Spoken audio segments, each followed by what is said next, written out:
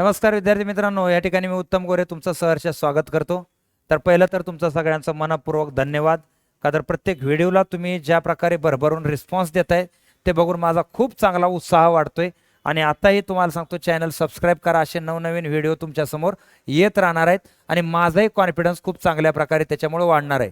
आणि त्याच्याबरोबर डिस्क्रिप्शन मध्ये मी टेलिग्रामची लिंक दिलेली आहे, ते लिंक तुम्ही जॉईन करा का तर भरपूर स्टडी मटेरियल त्या टेलिग्रामवरती आपण टाकून ठेवलेलं आहे, जे तुम्हाला तुमच्या एक्झामच्या फायद्याचं ठरेल। तर विद्यार्थी मित्रांनो, या ठिकाणी पहिला मुद्दा, त्या मुद्द्याला आपण हात घालूयात की कंबाईन ग्रुप सी ची जी एक्झाम आहे यामध्ये काय आपली स्ट्रॅटेजी असावी। 5 नोव्हेंबरसाठी 60+ स्कोर आलाच पाहिजे, यामध्ये तुम्हाला सांगतो काहीच डाऊट नाही का तर त्याच्या खाली राहणं म्हणजे लिस्टमधून आउट होण्यासारखंच झालेलं आहे आता। त्यामुळे 60+ का तर राज्यसेवेचा पॅटर्न बदलल्यापासून बरेचसे विद्यार्थी या ठिकाणी ह्या कंबाईनच्याच एक्झामकडे मोठ्या प्रमाणात वळलेले आहेत आणि म्हणून ह्याच्या स्पर्धा आता आपल्याला दिसतात अशा प्रकारच्या होतात त्या। त्याच्यामुळे आपल्याला कोणकोणते टॉपिक फोकस केले पाहिजेत जेणेकरून 60+ तुमचा स्कोर आला पाहिजे। तर शेवटपर्यंत तुम्हाला सांगतो हा व्हिडिओ बघा, एकदम स्ट्रॅटेजी तुम्हाला अशी बनवून देतो की तुम्हाला हे इम्पॉसिबल नाही आणि एवढ्या कमी कालावधीमध्ये कशा प्रकारे हे रिवाइज पण करायचं ते टेक्निक तुम्हाला सगळ्या सांगतो। बघा मी सांगतो त्या मार्गाने तुम्ही डेफिनेट चला, स्कोर आल्याशिवाय राहणार नाही, हे तुम्हाला मी चांगल्याच प्रकारे सांगतो। का तर कशा प्रकारे बघा, तर आपण जर एकंदरीत विचार केला तर एक्झाम नुसार जर आपण पाहायचं झालं तर या ठिकाणी आपलं मार्काचं डिस्ट्रीब्युशन अशा प्रकारचं राहते। चालू घडामोडी 15, राज्यघटना 10, इतिहास 15, भूगोल 15, सामान्य विज्ञान 15, अर्थशास्त्र 15, गणित बुद्धिमत्ता 15। तर इथं ज्या प्रकारे मी काय मुद्दे सांगतो ते मुद्दे लक्षात घ्या। तर इथं पहिला मुद्दा असा आहे की जर मार्कांचं डिस्ट्रीब्युशन तुम्ही पाहिलं तर मार्कांचं डिस्ट्रीब्युशन असं येतं इथं की संयुक्त गट क 3 एप्रिल 2022ला जी एक्झाम झाली त्या एक्झाममध्ये जर तुम्ही विषय पाहिले science, economics, current, polity, history, geography, तर सायन्सला 2 आणि 1 लाइनर 13, इकोला 7 बहुपर्यायी तर 1 लाइनर 8 होते, करंटला 15च्या 15 प्रश्न 1 लाइनर होते, पॉलिटीला 4 प्रश्न बहुपर्यायी आणि 6 1 लाइनर होते, हिस्ट्रीला 3 प्रश्न बहुपर्यायी 11 1 लाइनर होते, जिओग्राफीला 3 प्रश्न बहुपर्यायी आणि 10 1 लाइनर होते आणि हिस्ट्रीला 1 जोड्या लावा आणि जिओग्राफीला 2 प्रश्न जोड्या लावायचे होते। तर एकंदरीत जर तुम्ही पाहिलं तर इथे एक गोष्ट लक्षात येईल बघा की टोटल हे जे 63 + 3 आहेत, काय आहेत 63 + 3 अर्थात 66 प्रश्न जे आहेत हे प्रश्न तुम्हाला डायरेक्ट स्टडी मटेरियलमध्ये तुमच्या असणं गरजेचं आहे। का तर 1 लाइनर प्रश्नाला तुम्हाला अचूक म्हणजे अचूकच उत्तर माहिती असणं गरजेचं असतं। म्हणजे 66 प्रश्न तुमच्या स्टडी मटेरियलमधले पाहिजेत, लॉजिकच नाही, तिथं काय नाही, लॉजिक नाही, पाठांतरण चांगलं तर या ठिकाणी प्रश्न सुटाय सोपे जातात। आणि 19 प्रश्न हे बहुपर्याय म्हणजे लॉजिक इथं तुम्ही काय ना काय प्रमाणात वापरू शकता, असे लॉजिकचे प्रश्न होते। तर आता मी तुम्हाला काय इम्पॉर्टंट विषय आणि त्यातले टॉपिक सांगतो। विषय कंबाईनला आहेत तेच विषय इथं आहेत, टॉपिक पण कंबाईनला आहेत तेच टॉपिक इथं आहेत, फक्त स्ट्रॅटेजी थोडीशी बदलणार आहे। म्हणून आपण त्यानुसार तुम्हाला सांगतो की काय काय मुद्दे तुम्हाला इथं करायचे आहेत।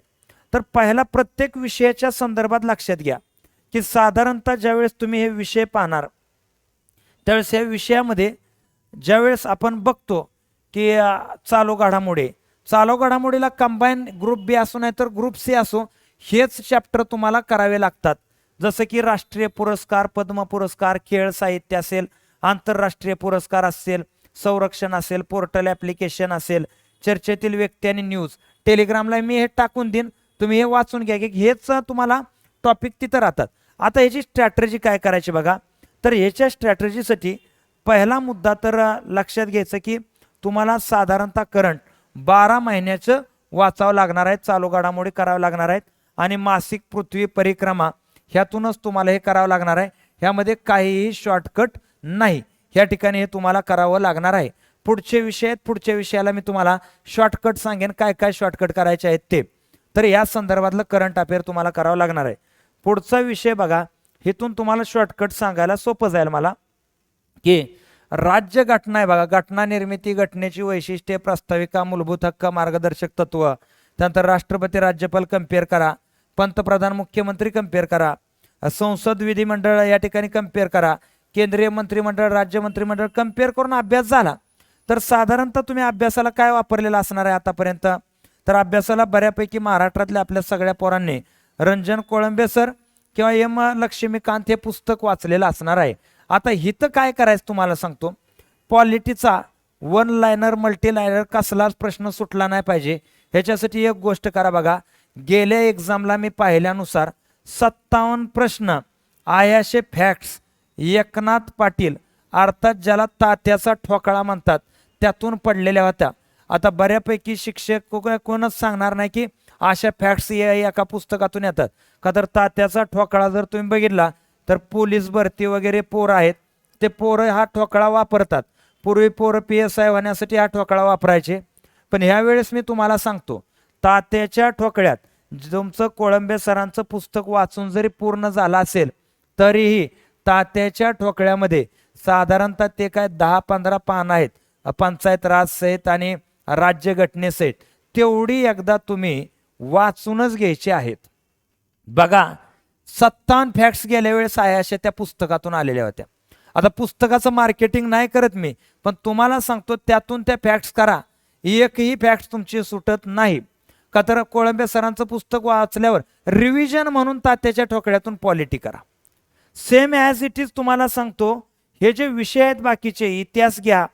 इतिहासात सुद्धा 11वीचं पुस्तक तोंडपाठ करायचं. कितवीचं? 11वीचं जुनं स्टेट बोर्ड तोंडपाठ केल्यानंतर तुम्ही मग कोणतंही इतिहासाचं पुस्तक वाचा. उमेश कुदळे सरांचं वाचा, गाठाळ सरांचं वाचा, कोणतंही वाचा पण त्याच्याबरोबर तात्याचा ठोकळ्यातून त्याचं एकदा रिव्हिजन करा. कुठून रिव्हिजन करा? तात्याच्या ठोकळ्यातून एकदा त्याचं काय करा? रिव्हिजन करा. बघा एक्झाम ग्रुप C ची आहे त्याच्यामुळं तुम्हाला विचारणारे प्रश्न हे स्ट्रेट फॉरवर्ड विचारले जाणार आहेत आणि अशा ठिकाणी छोट्या छोट्या मायनर मिस्टेक मायनर लक्षातून जाणाऱ्या गोष्टी सुद्धा तुम्हाला करणं अपेक्षित नाही. इथं आयोगाला ते अपेक्षितच नाही की मायनर चुका सुद्धा आयोग तुमच्या इथे ऍक्सेप्ट करू शकत नाही. म्हणून रिव्हिजन म्हणून आता दिवाळीला घरी चाललायच ना तर रिव्हिजन म्हणून जेवढे टॉपिक आहेत ते टाइमपास म्हणून त्यातनं वाचून घ्या. बघा तुम्हाला किती मोठा फरक वाटेल. कन्फ्युजन ज्याला आपण म्हणतो ना हे काय हे काय हे काय असलं कन्फ्युजन उरणार नाही एवढं मी तुम्हाला नक्की सांगतो. भूगोलचंही आता बघा विज्ञान. आता विज्ञान विषयच असा आहे जगातलं कुठलंही पुस्तक वाचा तुम्हाला विज्ञान सुटेल ह्याची काहीच गॅरंटी नाही. आणि म्हणून विज्ञानासाठी 50% भागच अभ्यासाचा काय राहतो की विज्ञानच्या कन्सेप्ट समजणं. आणि याच्यासाठी पहिलं म्हणजे काय करा मागच्या सगळ्या एक्झाम काढा आणि त्यातून जे प्रिव्हियस इयर क्वेश्चन आहेत हे प्रिव्हियस इयर क्वेश्चन चांगल्या प्रकारचे झालेत का ते एकदा चेक करा. वन लायनर क्वेश्चनवर फोकस करा. कशावर? वन लायनर प्रश्नावर जास्तीत जास्त फोकस करा.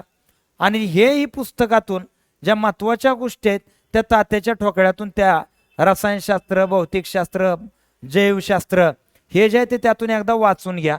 महत्त्वाचे मुद्दे त्यातून जर वाचून घेतले तर अशा फॅक्ट्स आल्यानंतर तुम्हाला अडचण येत नाही.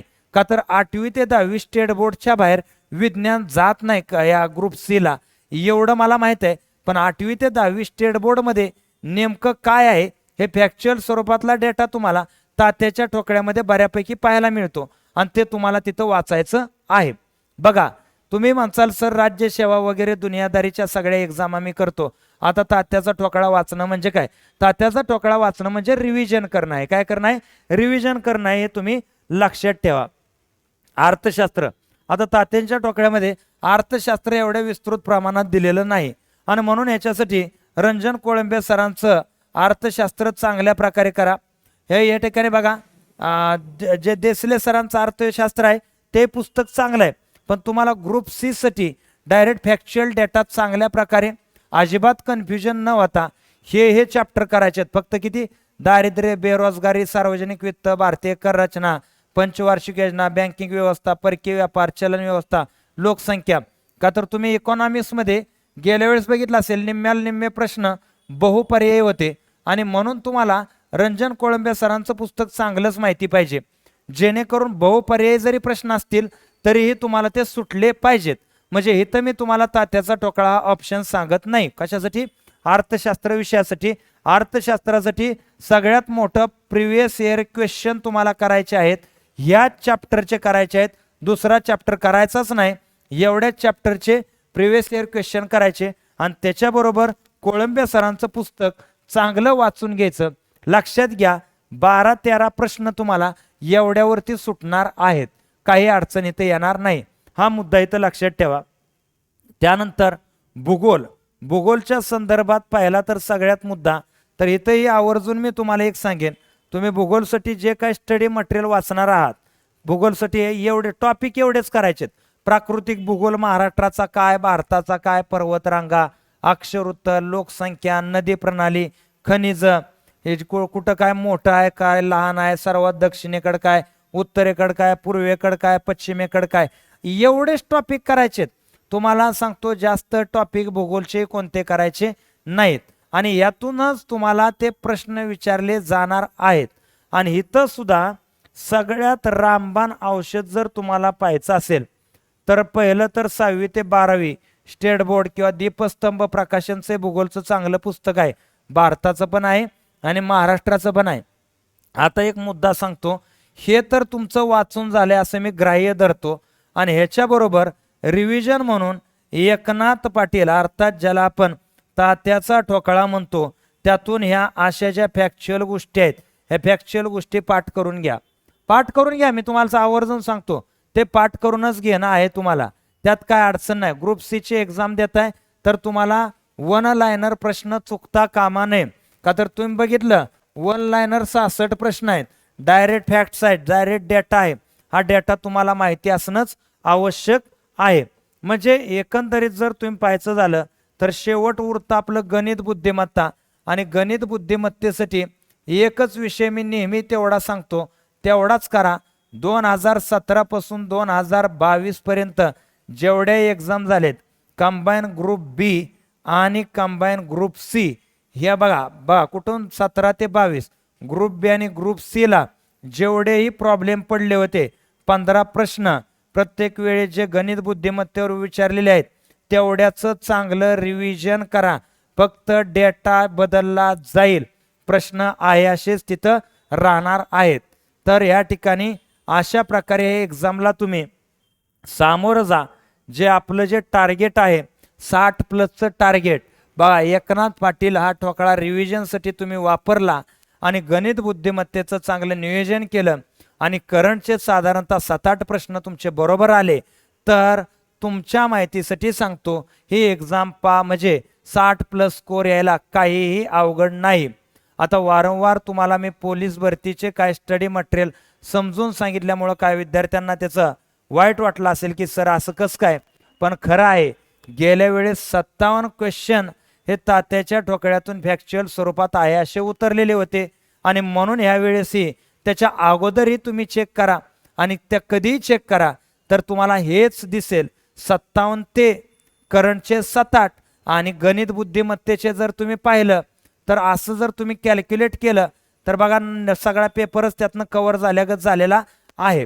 तर काय हरकत नाही, तुम्हाला हा सेशन चांगल्या रीतीने लक्षात आला असावा अशी मी अपेक्षा करतो आणि इथं मी थांबतो. जर व्हिडिओ आवडला असेल तर शेअर करा आणि याला सबस्क्राईब करा. या ठिकाणी मी थांबतो. जय हिंद, जय महाराष्ट्र.